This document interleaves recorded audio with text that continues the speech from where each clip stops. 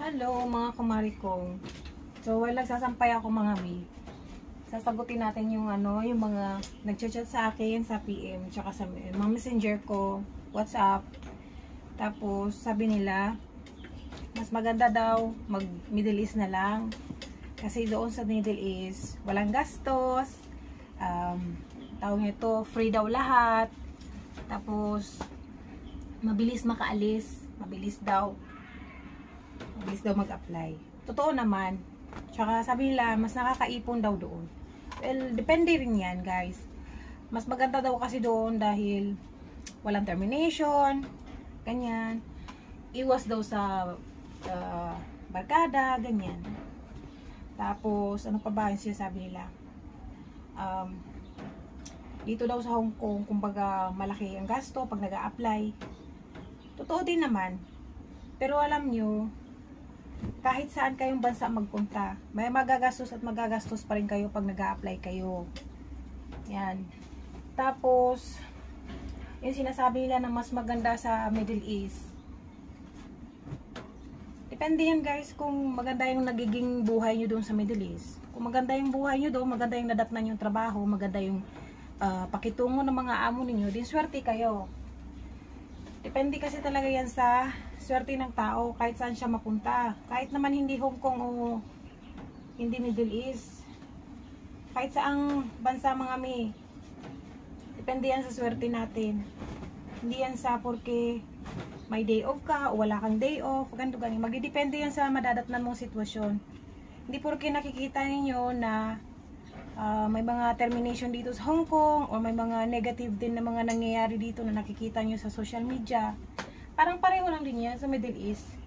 Mas advantage lang dito sa Hong Kong kasi nga aminin natin mas malaki talaga ang sahod. At the same time, meron ka talagang specific day na makapagpahinga. And nare-respeto yan ng mga amo dito.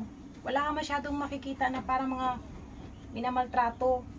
Mostly lang dito makikita nyo is yung mga kapwa natin Pilipino-Pilipina na mga nagrarambol. Kasi nga, napupunta sa maling mga kaibigan. Yun lang naman. Depende pa rin naman yan sa inyo mga bi.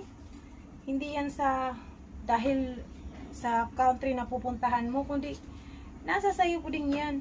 Swerte mo din kung makakatagpo ka ng mga amo na mabubuti ang puso. Ako, galing akong Saudi for more than 5 years. Oh. Pero, swerte ako mga mi. Masasabi kong swerte naman ako sa kahit saang bansa na napupuntahan ko. Swerte ako sa mga amo ko. Lalo na ngayon, kahit papano. Chill lang sila. So, wala yan sa kung saan, kala mga brief pala itong sinasampay ko. Makita to sa camera. Wala yan mi kung saan ka, saan kang bansa mapunta. Depende yan sa swerte mo. Maraming mga naguhungkong na hindi rin naman siniswerte kasi nga magdidepende yan sa madadatnan mong amo. Marami din naman dito yung mga siniswerte din talaga kasi nga pinagbubutihan nila yung trabaho nila. Tsaka nakatagpo din sila ng maayos na amo. Eh kahit naman pupunta kayo ng Amerika, saan nang dyan, Canada, Poland o saan, kapag hindi mo swerte, hindi talaga. Wala yan sa maganda ang lugar, ganito ganyan. Nasa sa atin yan guys. Saka, depende kung anong plano ni Lord sa buhay natin. Kaya hindi natin masabi kung ano ang maganda, kung saan ang maganda. Hindi depende yan sa sitwasyon. Kaya good luck na lang sa mga may balak mag-abroad. Kailangan matibay-tibay ang loob nyo. Kasi hindi naman natin talaga ma-predict na maganda yung magiging buhay natin dito sa abroad. Hindi naman natin hawak yung panahon at saka utak ng mga magiging amo natin. Magpakabait na lang tayo, ganun. At least ginawa natin yung best natin, di ba?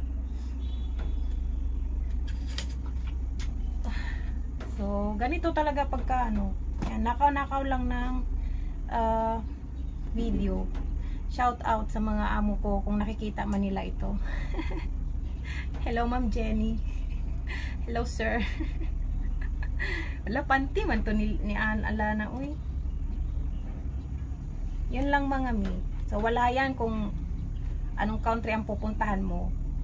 nasa swerte yan, at saka nasa kay Lord pa rin ang desisyon kung anong makakabuti sa atin. Kasi kahit sabihin pang napunta tayo sa country na stricto, sa country na alam mo yun, magulo, kung si Lord talaga magsisave sa'yo, si Lord talaga magsasabi na, ay, para sa yung lugar na yan, kaya kaya mo yan, eh, diyan ka talaga. Swerte mo dyan. Ako, so far, Saudi, Hong Kong, nakapunta din ako ng Jordan, 4 times a year kami doon sa Jordan. Okay naman mga mi, okay naman yung daloy. Siguro dahil ina-accept ko, kumbaga, inaano ko ba, parang tinitake it in ko na lang kung ano yung mga bagay-bagay na nagaganap sa araw-araw. Ganun lang, uy. Sabi nga, relax, take it easy. Marami yung mga stress sa buhay, kaya yung iba nagiging parang feeling nila miserable ang buhay nila. Iiyak na lang natin, iiyak, ganun, iyak lang, tapos maya-maya okay na. Walang tayong choice eh, wala tayong choice sa buhay. Kundi, magpatuloy hanggat sa buhay pa. Charit. Yan, so, pawis ang lola nyo. Ito, pawis o tagyawat? Pawis pala.